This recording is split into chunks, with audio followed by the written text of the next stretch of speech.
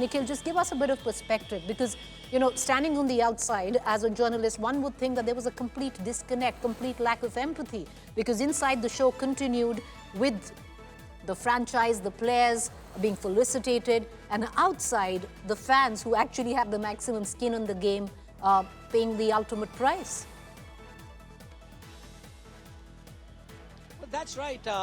There was this disconnect, definitely, Preeti, while the ceremony was happening.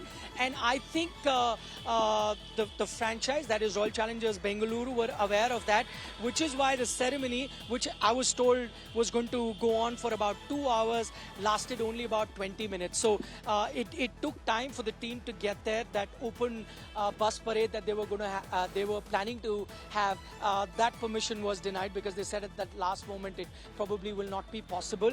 Once the team reached there, they came in. It was a very short ceremony with just a couple of players talking, and then they took a round with their trophy and the players went back. As I said, there were a few cultural performances that had been planned. All of that was cancelled, and I think the news was still filtering in. I don't think they had the real number of deaths at that time. At that time, it was only being reported that some people have been taken to hospital, so they were in a catch-22 situation. But I think, speaking to the organizers, they thought that so many people have turned in. They are sitting inside the stadium, so they must at least, show them the trophy, at least do a trophy lap and just a few words from the main players, that is the captain and Virat Kohli, and that's what they restricted themselves to. It's probably after that ceremony got over did the news start filtering in of how many people have actually died. So that is something that did happen. On the other count, you said, yes, the stampede did not happen inside the stadium. That's absolutely correct, because they did not allow any more people that can be accommodated inside the stadium to come in. So that,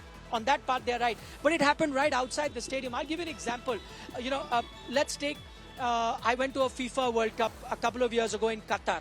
On the final day, you had overwhelming crowds turn up from across the globe to watch that final. It was played in Qatar, a small place. Metro was overwhelmed. There were more people that could be accommodated in Metro. People wanted to take the Metro to reach the stadium. And what I saw there is that there was security personnel at every Metro station ensuring that only limited people are allowed to get inside the Metro. When they come out, there were these points where security personnel would then allow you to form a line and then go towards the stadium. See, that's how you actually plan for a day where you're going to have a crowd swell. None of that planning had happened. As I suspect, the planning may have been, okay, this is another match day, let's plan for a match day. But as I said, on a match day, you have about only 30,000 people turn up because they're the ones with the ticket.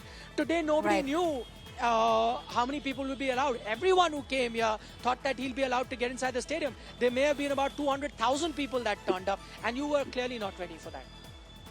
Well, thank you, Nikhil, for joining us. And a sad day, a tragic day for cricket, and especially with what went inside the stadium and what went outside, a dystopian view of how we view life. So cheap.